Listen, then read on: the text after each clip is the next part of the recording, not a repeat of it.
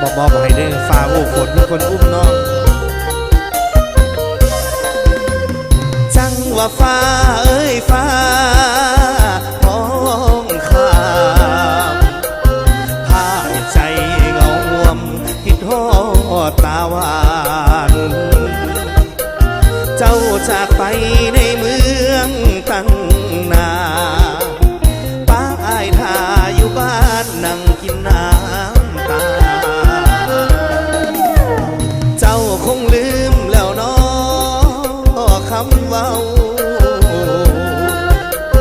ลืมกระโดนต้นเก่าบ่เฮาสัญญาว่าจะคืนมาบ้านซอยอ้ายดำนาล้อจนเขาถือผ้ายังบ่ได้ค่าเห็นฟ้าอุ้มฝนเบิ่งคือมีคนอุ้มน้องล้างสังหรณ์ฟองว่าน้องนั้นมีผู้บ่าวยามเมฆไหลซ้อนเบิ่งคือคนนอนบนตักเจ้าน้ำตาไหลยาวในข่าวเมฆไหลเวียนวนจังว่าฟ้าเอ้ยฟ้าของลายอายญาติน้องเปลี่ยนใจคือฟ้าสั่งฝนเห็นฟ้ายิกคิ้ว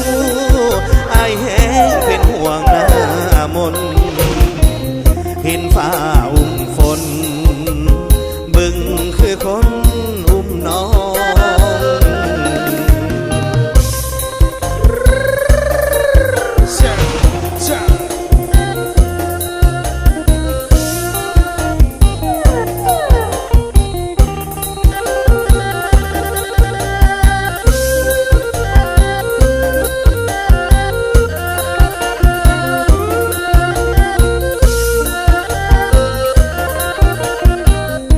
เห็นฟ้าอุ้มฝน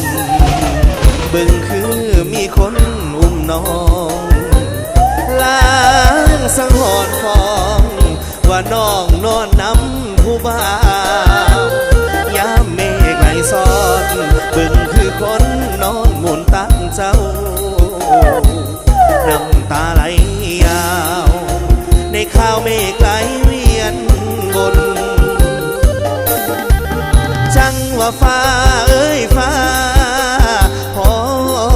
งข้ามอายยังน้องเปลี่ยนใจ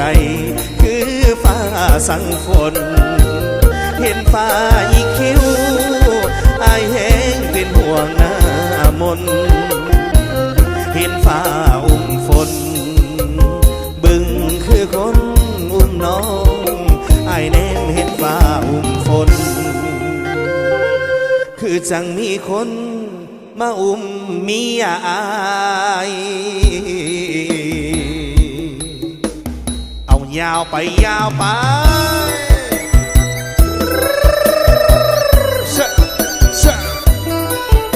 ขอเชิญยกจอกเด้อไอรินไอไหล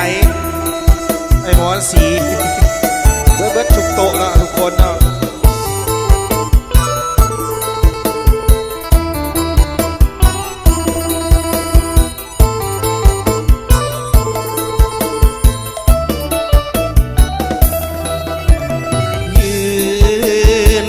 น้องด้วยความห่วงใยสาวอุดมใสแฟนอายเจ้าไปไกลห่างปล่อยให้อายเหงาคอยเจ้าได้ความอ้างว้างก่อนไปเจ้าให้ความหวังคอยนางจะหวนขึ้นมายืนคอยน้องอยู่วัดผู้ทาสายลมโสยพัดอายสั่นจนหลั่งน้ำตาเจ้าไปอยู่ใส่มือใดจะหวนขึ้นมาน้องลืมคำมั่นสัญญาหรือว่าน้องไปนี้ไหมบุญบังไฟ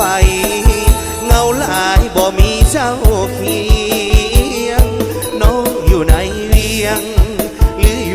สวรรค์แดนใต้แดนดินที่เหนือน้องเบื่อไปแล้วหรือใด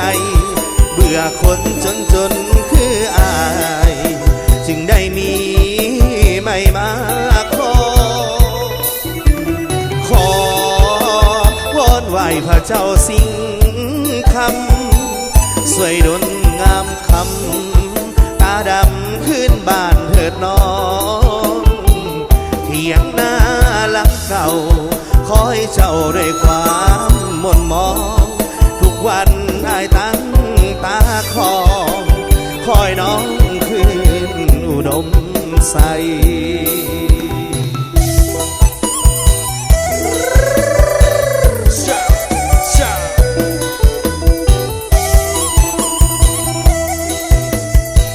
ยกจอกเด้อยกจอกเด้อไอลินเอ้ย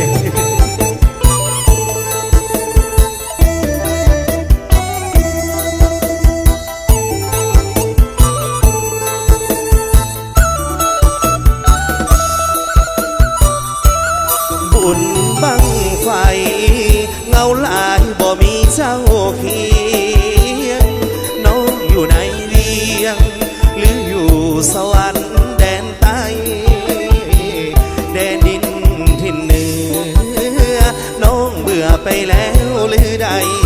เบื่อคนจนคืออายจึงได้มีไม่มาวอนไหวพระเจ้าสิ่งคำสวยดลงามคำตาดำขึ้นบ้านเถิดน้องเถียงหน้าหลังเก่าคอยเจ้าด้วยความมนมองทุกวันอายทั้งตาคอยน้องคืนอุดมใส